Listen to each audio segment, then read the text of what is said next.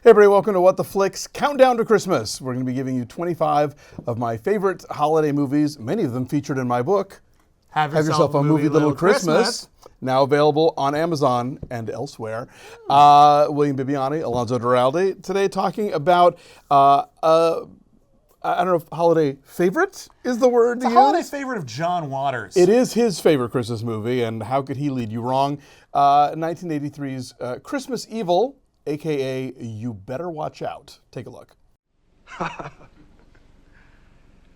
But if you're bad boys and girls, your name goes in the bad boys and girls book. And I'll bring you something horrible.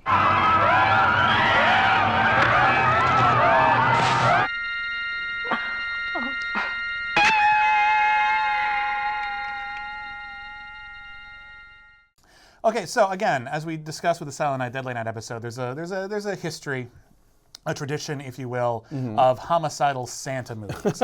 And this one is also not the first. It goes back further than that. This is one that What do we count as the first? Well, I'm trying to remember. Tales from the Crypt? Tales from the Crypt definitely is one of the earliest that went there. Yeah. It wasn't the whole movie, but there's a great segment in the original Tales from the Crypt movie where I believe it was Joan Collins. Oh, it's Joan Collins, all right. Getting her comeuppance twice filled from a homicidal Santa Claus. But regardless, this is one that flew under the radar, whereas Silent Night, Deadly Night was very much ballyhooed and talked about and very controversial. Christmas Evil, You Better Watch Out. Forgotten for many, many years. Didn't get the same bad rap. I mean, probably because it wasn't released by. I'm sorry, I said 1983 before. 1980s. That's what I thought. Christmas Evil. Forgive me. I thought you were right and I was wrong. Sorry. Yeah, you're right. It didn't get the kind of value. And when, in fact, in '84, when Silent Night, Deadly Night came out.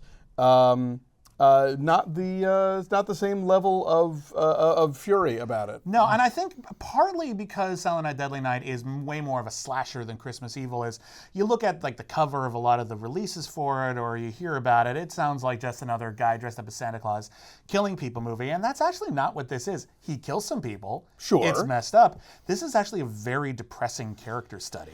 It is. We've talked in Silent Night, Deadly Night, and in other of these about how there's the sort of kind and generous and gift-giving nature of Santa, but then there's also the surveillance state and a judgmental Santa issue to deal with. And so this is a guy who we have a character who is obsessed with Santa Claus and being Santa Claus, even works in a toy factory.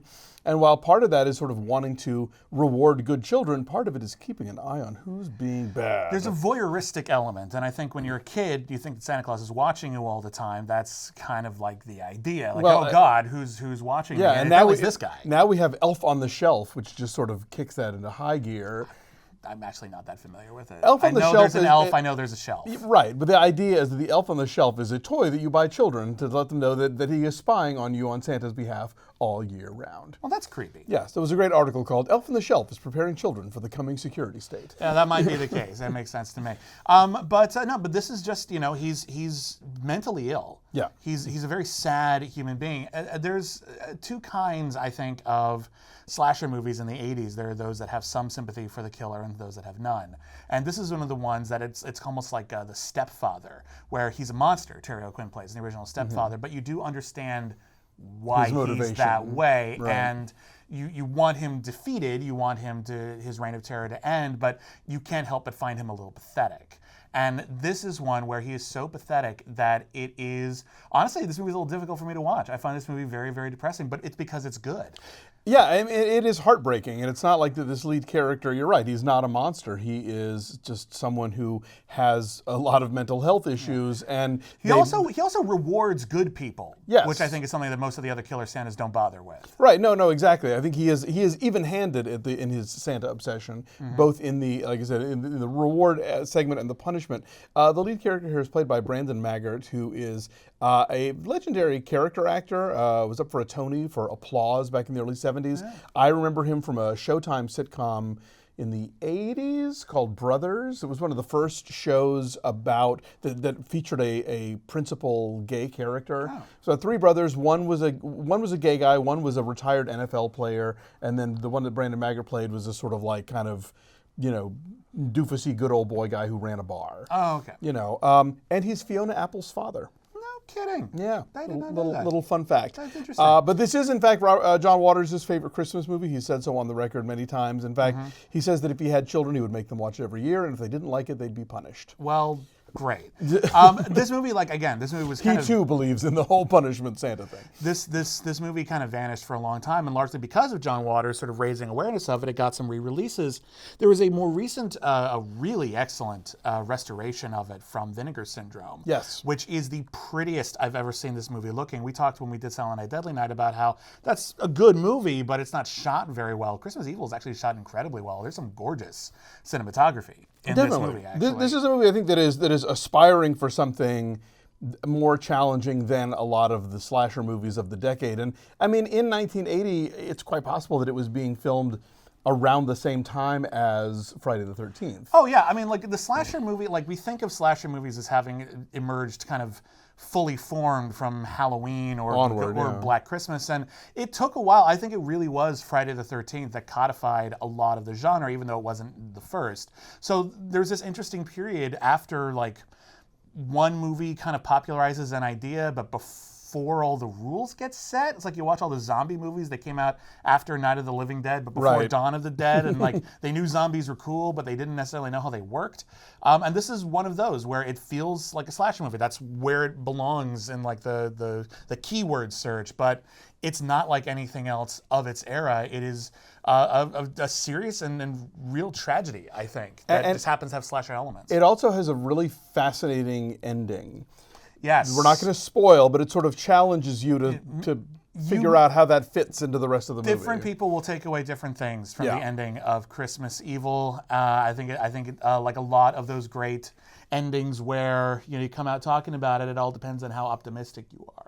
Definitely. So it might be an interesting litmus test. But again, watching it, this isn't the fun Killer Santa movie. This is a very serious one, but it is very well acted. It's very smartly conceived, and that new 4K restoration of Vinegar Syndrome is gorgeous, so I highly recommend that. Definitely. Lewis Jackson, this was the third and final film that he directed. It's a shame, it's good. Yeah, and I would have liked to have seen what else he had to offer, but he does a commentary with Waters, I believe, on that Vinegar Syndrome Blu-ray. So you can find out more about him and where he was coming from and what he did after this. But yeah, it's a tricky movie, and it is not it is not like it's not what you're expecting for a horror movie in general, but I think specifically for a holiday horror movie. But yeah, I dig it out every couple of years, and it's not an easy sit, but it's a fascinating one. And just a quick shout out to Raymond J. Barry, veteran character actor, who plays one of the cops here. I always think of him as the chief of police in The Ref. Yeah. Oh yeah, that's a good point. Yeah, it's just like this one weird scene where the idea is there's a Santa Claus killing everybody, so they bring in everybody in a Santa Claus suit. It's a sort of surreal little moment, and I'm just like, a lot of people have Santa Claus suits, just so you can check everyone's closets too. Like, yeah, there's a great sort of police lineup moment with that, and also there's a moment toward the end where adults are going after our Harry, our protagonist, because they realize that he's a killer, but the kids all think he's Santa. Yeah. And the kids come to his defense, and it's sort of like one of those harrowing moment. Classically weird kind of horror movie moments. There's somebody else of note in this movie. I'm sorry, pardon me. Oh, it's the guy who plays the brother, right? Oh yeah, Jeffrey DeMunn from the Shawshank Dead Redemption and Walking Dead. He's in everything. Yes, including this, and he's very, very good in this as the brother who knows that there's something wrong with Harry and wants to help him out, but doesn't understand the extent to which Harry has devolved into madness. Oh, and Patricia Richardson, who was the mom on Home Improvement. Oh, there you go. So yeah, lots of little tidbits here. Anyway, an odd little movie you might have missed, but totally worth your while, especially if you are a horror completist. This is, I think, an American horror movie that goes to some odd and unusual places. But. Yeah, it's definitely, like, for horror fans, this is something that a lot of people haven't seen, a lot of people need to see. And it occupies a very fascinating place inside the canon of the slasher genre because it came out at just the right time to not fit anywhere. Exactly. All right, so we'll be back with more all the way up to December 25th. So we hope you'll join us for those. Happy holidays. Happy holidays.